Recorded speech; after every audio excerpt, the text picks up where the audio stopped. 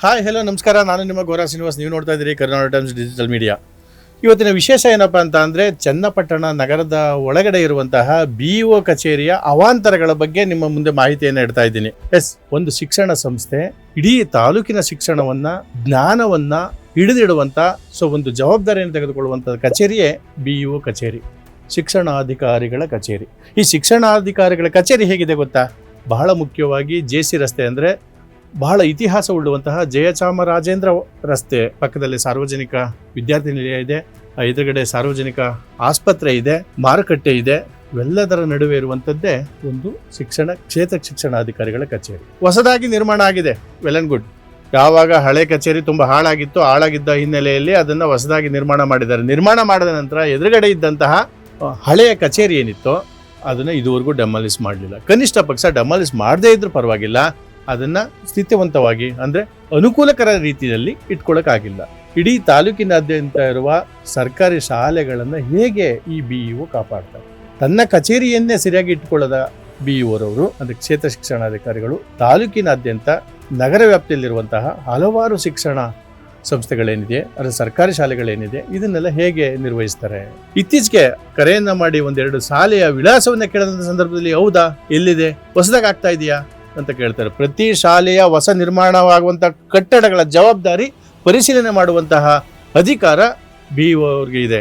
ಸಾಹೇಬ್ರೆ, ನಿಮಗೆ ಗೊತ್ತಾಗ್ತಾ ಇಲ್ವಾ? ಇದು ನಿಮ್ಮದೇ ಕ್ಷೇತ್ರ ಶಿಕ್ಷಣಾಧಿಕಾರಿಗಳ ಕಚೇರಿ ಮುಂದೆ ಇರುವಂತಹ ಹಳೆ ಕಚೇರಿಯಿಂದ ಯಾವ ಮಟ್ಟದಲ್ಲಿ ಇಟ್ಕೊಂಡಿದ್ರಿ? ಎಷ್ಟು ಗಿಡ ಮರಗಳು ಬೆಳೆದಿದೆ, ಒಳಗಡೆ ಇರುವಂತಹ ಅಷ್ಟು ಕಪಾಟ್ಗಳಿದೆ, ಆ ಕಪಾಟ್ಗಳಲ್ಲಿ ಒಂದಷ್ಟು ದಾಖಲೆಗಳಿದೆ. ಸೊ ನಮ್ಮ ಕ್ಯಾಮ್ರಾಮನ್ ಸಾಧು ರಮೇಶ್ ಅವರು ಕೇಳದಂತ ಸಂದರ್ಭದಲ್ಲಿ ಎಲ್ಲ ಎತ್ಕೊಬಿಟ್ಟಿದೀವಿ ಅಂತ ಹೇಳಿರುವಂತ ಮಾಹಿತಿ ನಮ್ಮ ಬಳಿ ಇದೆ. ಆದ್ರೆ ಅಲ್ಲಿ ಕಣ್ಣಿಗೆ ಕಾಣಿಸ್ತಾ ಇದೆ ಬೇಕಾದಷ್ಟು ಆ ಟಪಾಲ್ಗಳ ಟೈಪಲ್ಲಿ ಒಂದಷ್ಟು ಕಡತಗಳು ಇದೆ. ಆ ಕಡತಗಳು ಯಾರವು? ಅದು ಉಪಯುಕ್ತ ಇಲ್ಲ ಅಂದಮೇಲೆ ಯಾಕೆ ಇಟ್ಕೊಂಡಿದ್ದೀರಿ?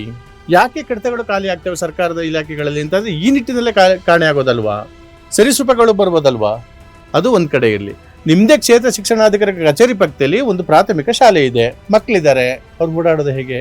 ತಾವು ದಯವಿಟ್ಟು ನಮ್ಮ ವಿಡಿಯೋವನ್ನ ನೋಡಿ. ಮಕ್ಕಳು ಯಾವ ರೀತಿ ಭಯಭೀತರಾಗ್ಬೋದು, ಒಂದು ಸರಿಸೂಪ ಕಂಡು ಬಂದ್ರೆ ಹೇಗಾಗ್ಬೋದು ನಗರದ ಒಳಗಡೆ? ಪ್ರಪ್ರಥಮ ರಾಷ್ಟ್ರಪತಿ ಆದಂತಹ, ಶಿಕ್ಷಣ ಪ್ರೇಮಿ ಆದಂತಹ ಡಾಕ್ಟರ್ ರಾಧಾಕೃಷ್ಣರವರ ಒಂದು ಸ್ಟ್ಯಾಚ್ಯೂವನ್ನ ಮಾಡಿದಿರಿ. ಸುತ್ತಲೂ ಗಿಡಗಳು ಬೆಳ್ಕೊಂಡಿದೆ. ಅದನ್ನು ಸಹ ಸ್ವಚ್ಛವಾಗಿ ಇಡ್ಲಿಕ್ಕೆ ಆಗ್ತಾ ಇಲ್ಲ ನಿಮ್ಮ ಕೈಯಲ್ಲಿ. ಅದೊಂಥರ ಪಾರ್ಕಿಂಗ್ ಸ್ಥಳ ಆಗಿದೆ. ಗೇಟ್ಗೆ ಸರಿಯಾದ ಬಂದೋಬಸ್ತ್ ಇಲ್ಲ. ಕಚೇರಿನಲ್ಲಿ ನೀವು ಮಾತ್ರ ಕುಳಿತಿರ್ತೀರಿ, ನಿಮ್ಮ ಸಿಬ್ಬಂದಿಗಳಿರ್ತಾರೆ. ನನ್ನ ಹತ್ರ ಇನ್ನೂ ಒಂದಷ್ಟು ಮಾಹಿತಿ ಇದೆ BEO ಅವರೇ. ಎಷ್ಟು ಕೆಲಸಗಳು ನಡೀತಾ ಇದೆ ತಾಲೂಕಿನಾದ್ಯಂತ, ಎಷ್ಟು ಶಾಲೆಗಳಿದೆ, ಎಷ್ಟು ಹಳೆಯ ಶಾಲೆಗಳಿಗೆ ಬಣ್ಣವನ್ನ ಬೆಳೆದಿದ್ದಾರೆ, ಎಷ್ಟು ಶಾಲೆಗಳಿಗೆ ಅಂದ್ರೆ ಹಳೆಯ ಶಾಲೆಗಳಿಗೆ ರಿಪೇರಿಯನ್ನ ಮಾಡಿದ್ದಾರೆ, ಅದನ್ನ ಯಾರು ಮಾಡ್ತಾ ಇದ್ದಾರೆ ಅದೆಲ್ಲ ಪರಿಶೀಲನೆ ಮಾಡಿದ್ದೀರಾ? ಹೊಸ ಶಾಲೆ ಕನಿಕಾ ಪರಮೇಶ್ವರಿ ದೇವಸ್ಥಾನ ಮುಂಭಾಗ ಅಂತಂದ್ರೆ ಎಲ್ಲಿ ಅಂತ ಕೇಳ್ತೀರಿ. ಹಳೆಯ ಕಟ್ಟಡವನ್ನು ಡೆಮಾಲಿಸ್ ಮಾಡಿ ಹೊಸದಾಗಿ ಕಟ್ಟಡವನ್ನು ನಿರ್ಮಾಣ ಮಾಡ್ತಾ ಇದ್ದಾರೆ. 2 ಅಂತಸ್ತಾಗಿದೆ, ಅದ್ರ ಬಗ್ಗೆ ತಮಗೆ ಮಾಹಿತಿ ಇಲ್ಲ. ಮತ್ತಾರು ಪರಿಶೀಲನೆ ಮಾಡ್ತಾರೆ? ಆ ಗುಣಮಟ್ಟವನ್ನ ಯಾರು ಕೇಳ್ತಾರೆ? ಇದು ಮಕ್ಕಳ ಭವಿಷ್ಯ ಅಲ್ವಾ? ಮಕ್ಕಳಿಗೆ ದಾರಿದೀಪ ಆಗುವಂತಹ ಜ್ಞಾನ ಕೇಂದ್ರ ಈ ರೀತಿ ಆದ್ರೆ, ಜ್ಞಾನ ಕೇಂದ್ರದ ಸ್ತಂಭವನ್ನೇ ತಾವು ಅಲುಗಾಡಿಸೋ ರೀತಿಯಲ್ಲಿ ಇಟ್ಕೊಂಡ್ರೆ ರೆಂಬೆ ಕೊಂಬೆಗಳು ಹೇಗಿರ್ತವೆ, ಎಲೆ ಹಣ್ಣುಗಳು ಹೇಗಿರ್ತವೆ?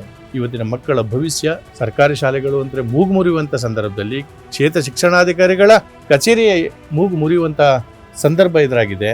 ದಯವಿಟ್ಟು ಸಂಬಂಧಪಟ್ಟ ನಗರಸಭೆ ಹತ್ರದಲ್ಲೇ ಇದೆ, ಕನಿಷ್ಠ ಅವ್ರಿಗೆ ಒಂದು ರಿಕ್ವೆಸಿಷನ್ ಲೆಟರ್ ಕೊಟ್ರೆ, ಒಂದು ಮನವಿ ಪತ್ರವನ್ನ ಕೊಟ್ರೆ ಅವರಾದ್ರೂ ಕ್ಲೀನ್ ಮಾಡ್ಕೊಡ್ತಾರೆ. ಕ್ಷೇತ್ರ ಶಿಕ್ಷಣಾಧಿಕಾರಿಗಳೇ ದಯಮಾಡಿ ಆದಷ್ಟು ಬೇಗ ಈ ಸುದ್ದಿ ತಲುಪಿದ ತಕ್ಷಣವೇ ಎಚ್ಚೆತ್ಕೋತಾರೆ ಅಂತ ಭಾವಿಸ್ತೀವಿ. ಇಲ್ಲ ಅಂದ್ರೆ ಮುಂದಿನ ದಿನಗಳಲ್ಲಿ ಇನ್ನೊಂದಷ್ಟು ಮಾಹಿತಿಯ ಮೇರೆಗೆ ಇನ್ನೊಂದಷ್ಟು ಸುದ್ದಿಯನ್ನ ಎಲ್ಲಾ ಶಾಲೆಗಳ ವಿಚಾರವಾಗಿ ತೆರೆದಿಡಬೇಕಾಗುತ್ತೆ. ಮತ್ತೊಂದು ವಿಚಾರ ಗಮನದಲ್ಲಿರಲಿ. ಚನ್ನಪಟ್ಟಣ ತಟ್ಟೆಕೆರೆನಲ್ಲಿರುವಂತಹ ನಿಮ್ಮ ಸರ್ಕಾರಿ ಶಾಲೆ ಒತ್ತುವರಿಯಾಗಿದೆ ಅಂತ ಮಾಹಿತಿ ಇದೆ. ಅದನ್ನು ನಾನು 2-3 ಸಾರಿ ತಮ್ಮ ಗಮನಕ್ಕೆ ತಂದಿದ್ದೀನಿ. ಕೊನೆಗೆ ನಾನೇ ಫಾಲೋ ಅಪ್ ಮಾಡಿದ್ದೀನಿ. ADLR ಹತ್ರ, ತಾಲೂಕ್ ಸರ್ವೇಯರ್ ಹತ್ರ, ತಹಸೀಲ್ದಾರ್ ಹತ್ರ ನಾನೇ ಫಾಲೋ ಅಪ್ ಮಾಡಿದ್ದೀನಿ. ದಯವಿಟ್ಟು ಸರ್ಕಾರಿ ಶಾಲೆಗಳನ್ನ ಉಳಿಸಿ ತಮ್ಮ ಗಮನದಲ್ಲಿರಲಿ.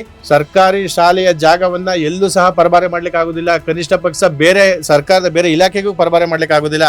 ಆದ್ರೆ ಕೆಲವು ಕಡೆ ಸರ್ಕಾರಿ ಶಾಲೆಯ ಹಳೆಯ ಕಟ್ಟಡಗಳನ್ನ ಬೇರೊಂದು ಇಲಾಖೆಗಳಿಗೆ ಬಾಡಿಗೆಗೋ ಅಥವಾ ಬೇರೆ ರೀತಿಯಲ್ಲೋ ಬಾಡಿಗೆಗೆ ಅಥವಾ ಮತ್ತೊಂದು ರೀತಿಯಲ್ಲೋ ನೀವು ಪರಭಾರೆ ಮಾಡಿರುವಂಥದ್ದು ಗಮನದಲ್ಲಿ ಅಷ್ಟೇ ಅಲ್ಲ, ಸತ್ಯವಾಗ್ಲೂ ಇದೆ. ನೀವು ಅದನ್ನೆಲ್ಲ ಪರಿಶೀಲನೆ ಮಾಡಬೇಕು. ಹೇಗೆ ಸರ್ಕಾರಿ ಶಾಲೆಯನ್ನು ಅಂಗನವಾಡಿ ಕೊಡ್ಬೋದು, ಕಾಲೇಜು ಕೊಡ್ಬೋದು, ಆದರೆ ನೀವು ಬೇರೆ ಒಂದು ಇಲಾಖೆ ಕೊಟ್ಟಿದ್ದೀರಿ. ತಾವು ಇದನ್ನೆಲ್ಲ ಪರಿಶೀಲನೆ ಮಾಡಬೇಕು. ಆದಷ್ಟು ಬೇಗ ಶಿಕ್ಷಣ ಇಲಾಖೆ ಅಂದ್ರೆ ಏನು ಅನ್ನುವಂಥದ್ದನ್ನು ನೀವು ಬಿಂಬಿಸಬೇಕು. ಹಳೆಯ ಕಟ್ಟಡವನ್ನ ನೀವು ಡೆಮಾಲಿಸ್ ಮಾಡಬೇಕು, ಇಲ್ಲ ಅಂತ ಅಂದ್ರೆ ಸುಸ್ಥಿತಿಯಲ್ಲಿ ಇಡಬೇಕು. ಮತ್ತೊಂದು ವಿಚಾರವಾಗಿ ತಮ್ಮ ಮುಂದೆ ನಮಸ್ಕಾರ. ಕರುನಾಡು ಟೈಮ್ಸ್ ಚಾನೆಲ್ನಲ್ಲಿ ಸುದ್ದಿ ಮತ್ತು ಜಾಹೀರಾತು ನೀಡಲು ಈ ನಂಬರ್ಗೆ ಕರೆ ಮಾಡಿ.